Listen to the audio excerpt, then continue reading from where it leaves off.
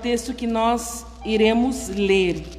Atos dos Apóstolos, capítulo 20, verso 22. Abra aí a sua Bíblia com calma, vai aquietando o seu coração, vai desligando aí a panela que está no fogo, vai desligando aí os jogos interativos que porventura possa roubar a sua atenção, e vamos ouvir e ler a palavra do Senhor.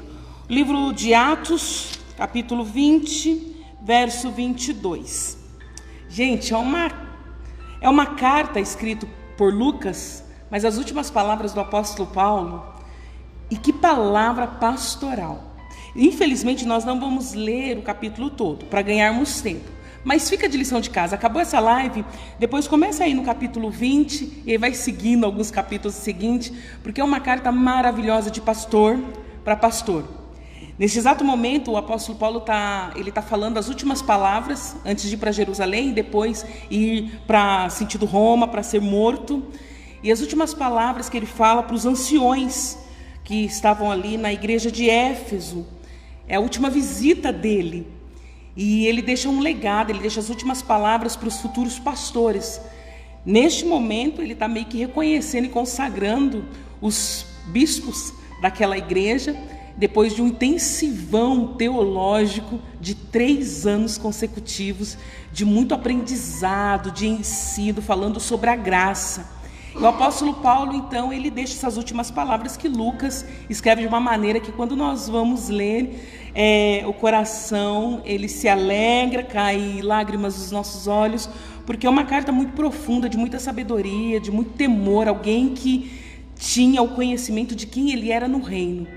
E hoje, para sobrevivermos tudo que nós estamos passando, é necessário conhecer quem você é no reino, essa identidade espiritual, para que as adversidades, as circunstâncias não venham roubar quem nós somos. Amém? Que possamos aprender com esse servo de Deus, apóstolo Paulo, através dessas cartas. E hoje eu fico a partir do verso 22. Vamos lá?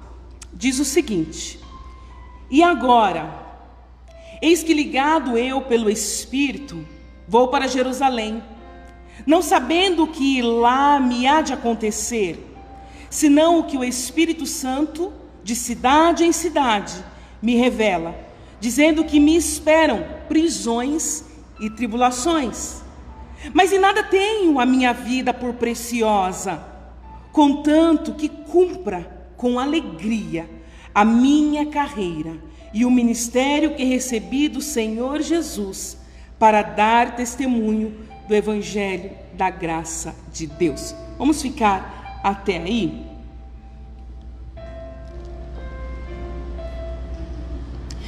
Eu, com muita humildade, meus irmãos, vou dividir uma palavra com vocês que já tem alguns dias queimando na minha alma. Eu vou abrir um pouquinho o coração e sei que essa palavra não é uma palavra que dá ibope, não é uma palavra que nós estamos ouvindo. Eu venho de uma corrente teológica e gosto muito de ouvir sempre a questão da vitória, onde você colocar a planta dos seus pés será seu por herança, porque você nasceu para ser cabeça e não cauda, porque você é muito mais do que vencedores, porque, enfim, sabe, esses jargões, e que eu entendo, venha comigo, não é crítica, mas alguns jargões que pega na nossa mente, internaliza como verdade, e que quando nós passamos por um problema, por uma dificuldade, ou uma situação muito difícil, e que parece que isso não funciona, a fé parece que vai minando. Porque quando nós temos essas frases de efeito, e eu acho e eu acredito que em alguns momentos das nossas vidas, nós precisamos sim gritar e falar: sou muito mais do que vencedor, né? Mas não é sempre, e não é só isso, porque na carreira do cristão, na caminhada do cristão, não é só vitória, tem as derrotas, as perdas, o choro. E hoje a minha proposta nessa live é dividir aquilo que o Espírito Santo está falando comigo, e volto a falar, e com muita humildade, porque, pelo amor de Deus, aqui não estou querendo apregoar nenhuma palavra que eu possa me sentir, ou possa, enfim, passar uma imagem de que, meu Deus, né, tem que ser assim, eu sou super heroína. Não. Algo que Deus tem me ensinado a ter resiliência espiritual, a crescimento espiritual, uma maturidade espiritual, para que independente dos caos externos não venha roubar quem somos em Deus, continuarmos avançando no propósito que Ele colocou na minha vida e na sua vida, na nossa vida. Então hoje a proposta é conhecer mais um pouquinho do Evangelho real. Um Evangelho que não vai no caminho somente das conquistas, das batalhas vencidas, embora que quando nós vamos ver ali o mover sobrenatural no Antigo Testamento do Senhor, a gente vislumbra, e nós vamos citar algumas coisas, se der tempo, do Antigo Testamento, sobre conquistas.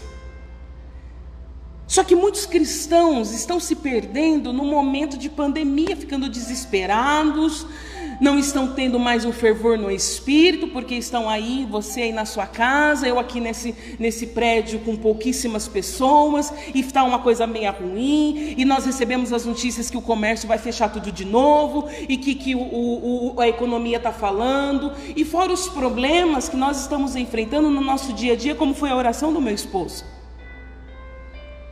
Crentes que buscam ser fiéis ao Senhor, enterrando o ente querido, resultado de uma Covid. Recentemente, recebi a ligação em uma madrugada que meu primo, casado com a minha prima, primo, né? havia falecido, um homem de Deus, ministro do Evangelho, tinha muitos sonhos, muitos projetos dentro do reino. Ele estava com uma agenda para ministrar aqui na nossa igreja, logo depois da pandemia, e a gente já tinha marcado, vem aqui, né, prega, e aí vem as mulheres aí do círculo de oração, que canta, que ora, que intercede, vamos fazer um barulho santo aqui na Genuína, e não deu tempo. Aprovou o Senhor o recolher. E eu falando essa semana com a minha prima, hoje mesmo eu falei com ela, e ela disse, está difícil de aceitar, de acreditar, e a minha impressão é que o hospital vai me ligar e falar, olha, vem buscar o teu esposo. E o que dizer numa hora dessa? E o que dizer quando vem o desemprego? O que dizer para um cristão que agora, nós estamos hoje dia 5, amanhã seria o seu pagamento e você não vai ter porque você foi mandado embora da empresa porque reduziram o quadro de funcionário, ou o seu salário vai ser reduzido pela metade? O que dizer? Se não estivermos firmes em Deus, entendendo o propósito que o Senhor tem para as nossas vidas, temos a tendência de retrocedermos ou ficarmos fragilizados na fé. E aí qualquer coisinha nos leva, nos tirando do propósito original do Senhor para as nossas vidas. E digo, você é chamado, você é chamada. E hoje é uma comida, e eu espero que seja, minha oração é essa, para mim e para você, que seja um tutano espiritual para arregaçarmos as mangas e abraçarmos a fé e começar essa semana dizendo, eu sou do Senhor e vou permanecer em Cristo, crendo no Senhor e sem desviar os meus olhos, não vou caminhar nem pela direita e nem pela esquerda, mas vou continuar no caminho que me leva a Jesus Cristo. Permanecermos, porque vem comigo, nem sempre Deus dá livramento, e é isso que eu quero falar com vocês nessa live. Quando o apóstolo Paulo, ele está aqui se despedindo, como eu disse para vocês, essa carta pastoral, e deixando as últimas instruções para os cristãos que estavam em Éfeso, olha o que ele disse, gente. A gente precisa ser crente de verdade, né? Porque olha, ele falou assim, eu vou para Jerusalém, eu não sei o que vai acontecer comigo, a não ser, olha o verso 23, o que o Espírito Santo, ele está falando algo que Deus o comunicava, que falava, ele disse, eu recebo algo da parte de Deus, e o que eu recebo da parte de Deus, é que de cidade em cidade, o que me esperam são prisões e tribulações. Gente, Imagina você recebendo essa notícia falando assim, o campo missionário, quer ir para a missão, quer ser um pregador itinerante, quer abrir a sua igreja, quer continuar pregando, porém a revelação do Espírito é que você vai ter muitas aflições, muitas tribulações. Precisa ser muito crente para falar, Senhor, eis-me aqui. Por isso que o Senhor não revela tudo na nossa trajetória, viu? Tem promessas para a tua vida, mas dentro das promessas nós vamos passar, eu e você passaremos por algumas tribulações. O Senhor fala do resultado final, e fica com teus olhos nos resultados finais, nas promessas, mas no percurso até o cumprimento da promessa tem muito choro. Mas o apóstolo Paulo está falando assim, então o Espírito me revela isso, que de cidade em cidade, ou seja, nas minhas viagens missionárias, o que me esperam é isso, prisões e tribulações. E isso daqui não é o livramento de Deus. O apóstolo Paulo está falando assim, olha, o Espírito Santo me revela que um anjo vai aparecer e vai esmiuçar os inimigos, as cadeias irão se abrir-se, embora que o apóstolo Paulo teve muitas experiências sobrenaturais, mas o que ele enfatiza aqui não são as vitórias espirituais, mas sim aquilo que ele poderia ter e teve de tribulações, e que o Espírito revelava, não vai ter livramento, vai passar. Nem sempre Deus dá o livramento. E o que é livramento? O livramento para nós é aquela ação que é confortável para passarmos. Vem comigo. E aguenta aí que Deus tem uma palavra maravilhosa para você, viu? Calma. Fica aí, não muda dessa live não. E vocês não saem correndo aqui. Amém? O que é livramento? Quando falamos de livramento é assim, passamos segundo o que nós desejamos, ou que nós percebemos que Deus entrou com uma intervenção sobrenatural, tirando aquilo que não seria confortável para nós. Me fez entender? Ficou meio confuso. Mas o livramento, quando falamos Senhor dá livramento, Senhor não deixa passar por isso, porque isso não vai ser confortável para mim. E o apóstolo Paulo está falando assim, então o Espírito revela que vai ter coisas na minha viagem missionária que serão totalmente desconfortáveis. E quando Deus não dá livramento? Porque nem sempre vem. Nem sempre uma igreja vai orar e um anjo vai aparecer na prisão e abrir, como foi com Pedro. Enquanto a igreja estava orando, um anjo abriu e Pedro saiu da prisão. Nem sempre o mar vai se abrir. Às vezes é necessário passar no meio da tempestade. Nem sempre você vai orar por um enfermo e ele vai ser curado. Perdemos uma tia, acho que 6 meses atrás, e nós orávamos, ficou na UTI por algum tempo, mas o Senhor não curou. E quando nós vamos ver as outras notícias de tantas pessoas que foram curadas? Nós tivemos aí uma cantora muito querida, que eu admirava muito, a Fabiana Anastácio, é isso, gente? Fabiana Anastácio que falou sobre nós. Perdemos por Covid, mas aí vamos ver outras pessoas que estão se recuperando da Covid. A gente fala assim, meu Deus, mas uma voz profética na nação. Aprovou o Senhor levar para mais pertinho dele. Nem sempre Deus dá livramento. Vamos pensar em outras possibilidades? Os 3 jovens, Sadraque, Mesaque e Abidnego. Gente, imagina aqueles jovens entendendo que eles iam para uma fornalha. Em algum momento a alma ficou talvez desesperada, abatida, talvez gerou uma ansiedade. Por mais que eles estivessem declarando, não vou negar o Senhor, eles em algum momento ficaram aterrorizados e orando, Senhor, dá livramento. Deus não deu, eles entraram na fornalha. Vem comigo, igreja, não sai daí, calma. E não começa já a indagar, mas calma. Sem indagações, só escute. Nem sempre Deus dá livramento. O que falarmos de Daniel?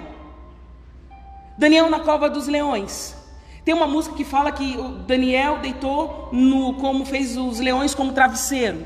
Ô gente, vem comigo, vem para essa realidade.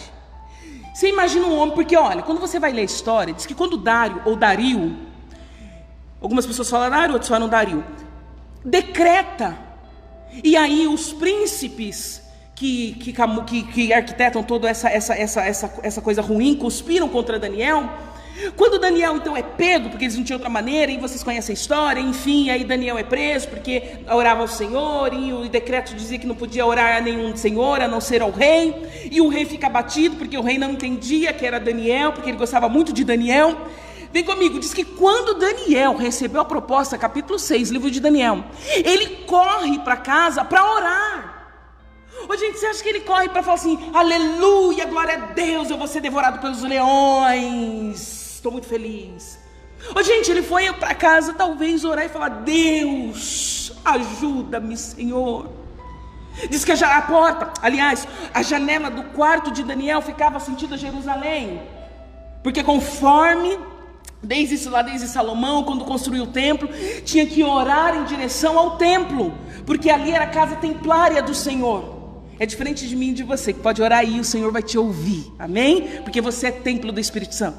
Então ele ora sentido Jerusalém, olhando na direção do templo, e você acha que ele ora celebrando vitória, vou ser devorado pelos leões, aleluia, glória a Deus. Não, gente, eu acho que ali a parte humana, e me permita isso, ele foi orar com uma oração intercessória, e quando ele vai sentido aquela caverna para ser devorado pelos leões, que na palavra fala cova, que ele foi lançado, eu fico imaginando ele sentindo o cheiro daqueles leões que não tomaram banho, famintos, o bafo dos leões. Gente, em algum momento esse homem entrou com as pernas meio trêmulas. Por mais que ele estivesse em Deus, o espírito está conectado em Deus, mas a carne humana, a adrenalina ali de Daniel, e isso é orgânico. Quando nós estamos em uma zona de perigo, o corpo automaticamente dá uma descarga de adrenalina. Ali o corpo tremeu, mas Deus não o livrou. Ele entrou na caverna, ou na cova, ou enfim, dos leões. João Batista foi preso, decapitado, Deus não livrou. Quem é João Batista, gente? Que falava sobre o Senhor Jesus, abria caminho para o ministério de Jesus. Quem é João Batista? Que teve um feedback do Senhor Jesus como ninguém outro teve na terra. Foi morto. Elias, perseguido, depressivo, achando que só ele estava sozinho. Quem nunca, né? Foi para a caverna e falou, Senhor, eu estou sozinho, estou me sentindo tão sozinho, o que eu vou fazer com esse ministério profético, Senhor? Quem nunca, né? Elias. O que fala do Paulo? Que nós estamos lendo aqui, que Lucas narra essas últimas palavras. Mas lembra do espinho? Gente, a gente está falando do apóstolo Paulo. Ele orou, e Deus falou assim, não, Paulinho, fica aí com seu espinho, viu? Inclusive é necessário para você, saber quem é tu. Porque só a minha graça, Paulinho, só a minha graça te basta. Não deu uma resposta de cura, libertação não. Paulo, a minha graça te basta. O que dizer dos mártires? Quando nós olhamos para a história dos nossos irmãos primitivos, gente, Deus não livrou todos. Tiveram livramento? Sim, mas calma, até o final você vai entender. Mas e muitos que foram devorados por leões, crucificados, que foram rasgados, que foram torturados e depois mortos, que foram feitos tochas para iluminar todo o palácio de Nero, tochas vivas, tacava fogo no camarada lá, é crente, taca fogo, fazia tochas. E diz que Nero, a história diz que Nero, no seu palácio, ouvia gritos dos mártires, e soava como música aos ouvidos dele, desse homem louco. Deus não livrou. E Jesus no deserto, foi para o deserto, não foi livre do deserto, passou humilhações, foi perseguido, foi zombado, foi traído e foi crucificado. Na nossa mente, vem comigo e me permita, escuta bem essa live, escuta bem, para não ser uma heresia. Poderíamos falar assim, Deus dá livramento, então pega o sangue de Jesus, ele nasce, pega o sangue de Jesus, sei lá, corta e pronto, Não. Foi morto, crucificado, carregando todos os pecados da humanidade. E Jesus vai falar: Pai, afasta de mim esse cálice. E o Pai em silêncio. Nem sempre Deus dá livramento. Esses dias eu pregando, antes da pandemia, em um evento, e eu pregava, falava com mães.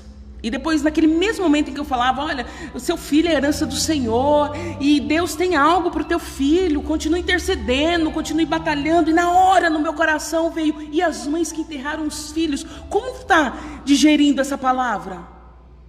Que enterraram, e não foi para uma morte, falou assim: ó, morreu, a gente vive o luto, mas morreu em Cristo, e foi para a glória, minha esperança é encontrar. As mães que perderam os filhos no tráfico, com um tiro na boca,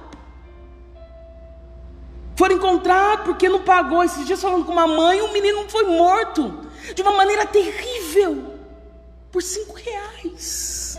Uma mulher crente de oração, de fazer obra missionária. O menino se envolveu com tráfico de droga, achando que era bonzão, e porque a mãe não tinha o que dar. Aquele conceito que às vezes eu falo para a mãe: mãe, não se sinta culpado, porque tem um determinado momento que os filhos são responsáveis pelas atitudes. Para a mãe de se sentir culpada. Tira esse peso, pai, das suas costas. São os filhos que vão construindo as próprias histórias e experiências. O que você tem que fazer é orar. Mas aí veio aquela coisa forte no meu coração. Gente, eu preciso correr por causa da live. Meu Deus, fica comigo. E nem sei porque eu entrei nesse assunto. Pronto, eu sei. Porque como a mãe vai mastigar essa ideia que teu filho é promessa do Senhor e Deus vai cumprir algo? A mãe que enterrou o filho e que não sabe se foi salvo, se não foi. Porque às vezes Deus não dá livramento, gente. E é isso que nos torna cristãos maduros. É tendo esse discernimento que às vezes nós vamos chorar, ficar na madrugada, e Deus, onde tu estás? Deus, onde tu estás? E Deus em silêncio, em silêncio, em silêncio. E temos que passar. No mundo tereis aflições. E o problema, para eu ganhar esse tempo, você não ficar assim: misericórdia, que palavra é essa, pastora? Já estou passando tanta luta, misericórdia, está repreendida em nome de Jesus. Calma. Daqui a pouco tem crente até se benzendo, né, diante dessa palavra. Permita, eu vou tirar aqui o meu, me deu calor. Calma. Porque o problema, gente, obrigada, amor. Porque o problema não é a falta de livramento, vem comigo, mas é como nós encaramos a situação quando não há livramento. O problema não é a falta de livramento. Às vezes é necessário passarmos pelas tempestades. Às vezes é necessário entrar na fornalha. Às vezes é necessário entrarmos na cova dos leões. Às vezes é necessário ter um espinho na carne. Às vezes é necessário chorar à madrugada. A morte vem, nós somos finitos. Ciclo de vida fecha. Às vezes é necessário passar o luto. Vamos passar. Se você não passou, vai passar um dia sendo crente, servindo a Deus, tendo ministério, evangelizando, curando por enfermos e enfermos sendo curados, orando por pessoas e sendo ressuscitado, fazendo através da sua vida sinais e prodígios, o Senhor manifestando. Mas às vezes você, como vaso, vai chorar, vai perder. As portas de emprego não irão abrir. Mas o problema não é a falta de livramento, mas é como nós encaramos quando não temos a ação divina, a manifestação gloriosa do Senhor que nós gostamos. Gente, quem não gosta? Eu sou pentecostal, eu gosto. Tem culto assim que, né, que na Genuína nós estávamos reunidos, tem culto que eu falo: Deus, manifesta a tua glória, o teu poder. Eu gosto. Para mim, louvor, enquanto não rompe algo sobrenatural, de ter que insistir até o céu se abrir, viu, Léo? Ai, meu Deus do céu, gosto. Mas e quando não vem? E quando não vem o anjo com a espada de fogo? É só você e sua dor, é só você e o silêncio de Deus.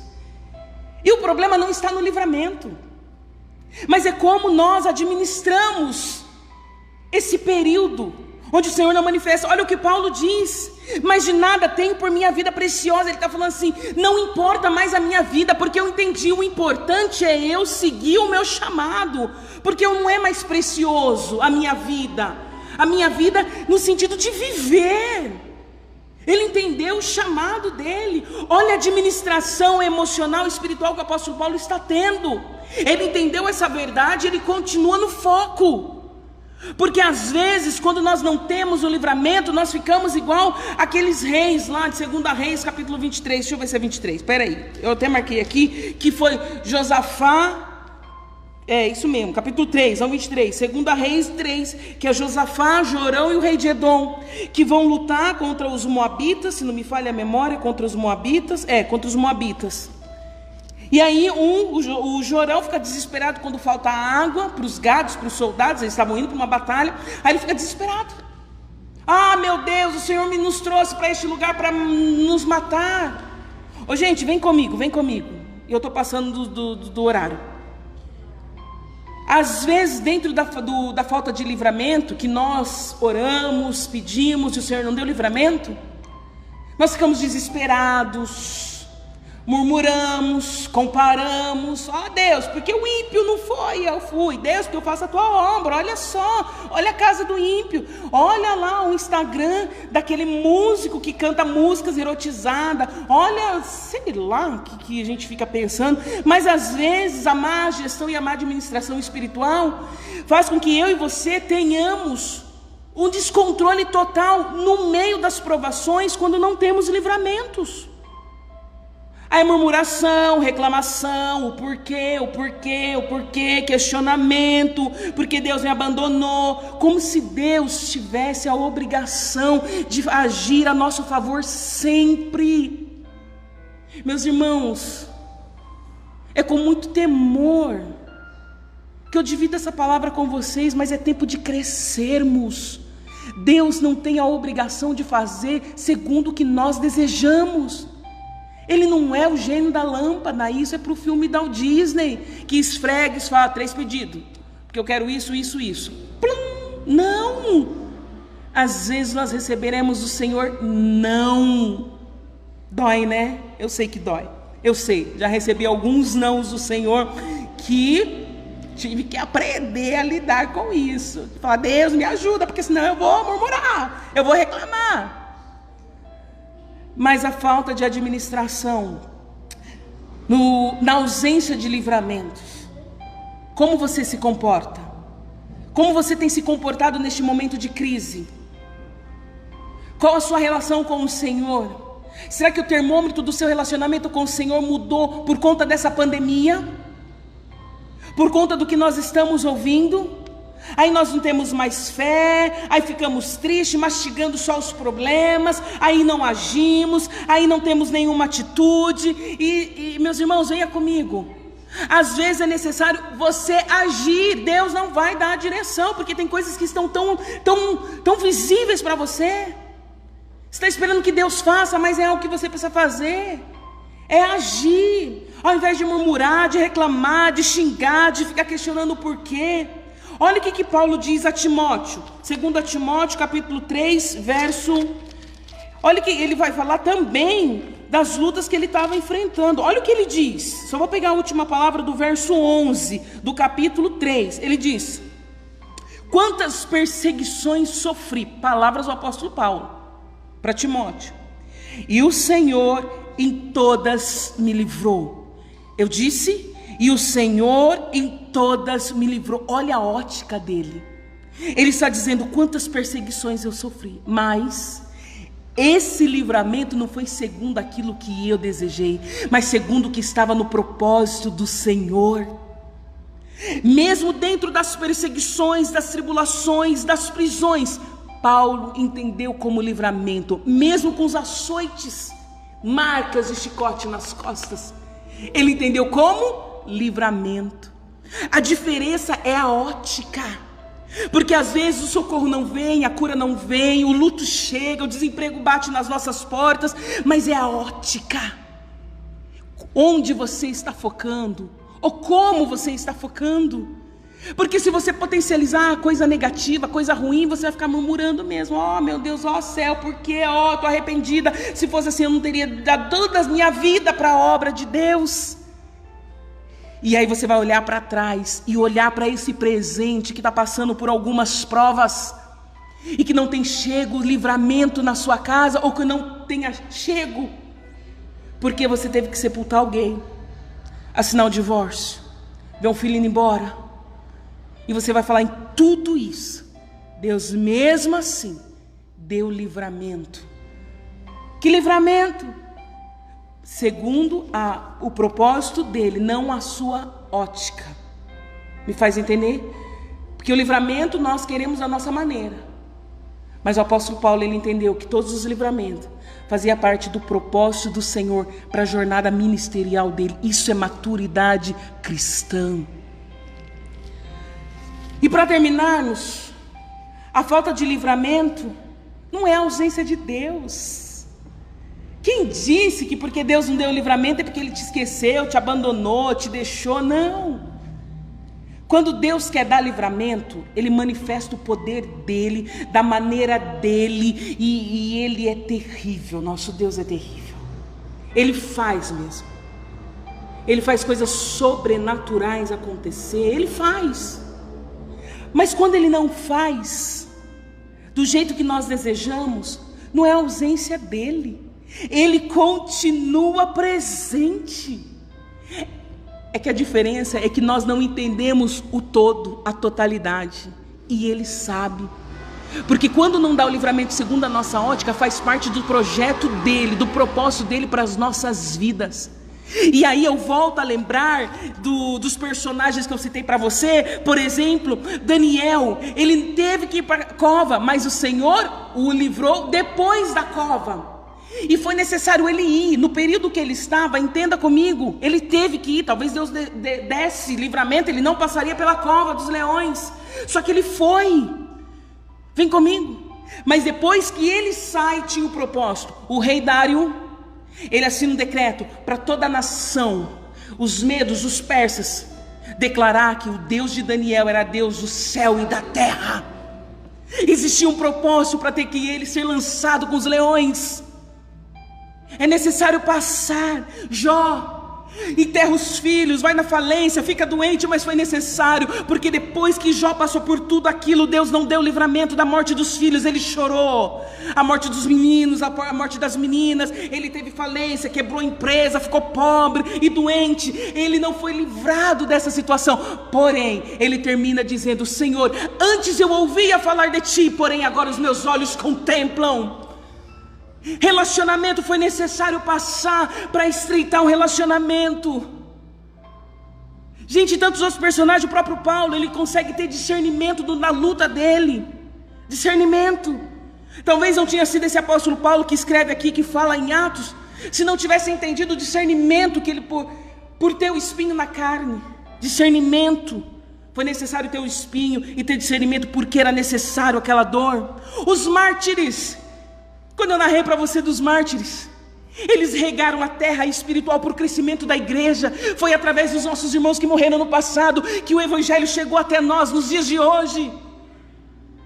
Eles regaram, foram instrumentos de Deus para o crescimento da igreja, e tiveram mérito, a vida eterna. Jesus, que passou por tudo aquilo que eu narrei para vocês, porém ao terceiro dia ressuscitou, venceu a morte, humilhou as trevas, e hoje está à destra do Pai. É o nosso rei, e em breve vem o seu governo de justiça por toda a eternidade. Entende? A ótica. Deus às vezes não nos livra conforme nós desejamos, mas tudo isso faz parte do projeto e propósito de Deus. Mesmo que você esteja em luto e seja difícil para você entender essa verdade, faz parte do projeto e do propósito de Deus.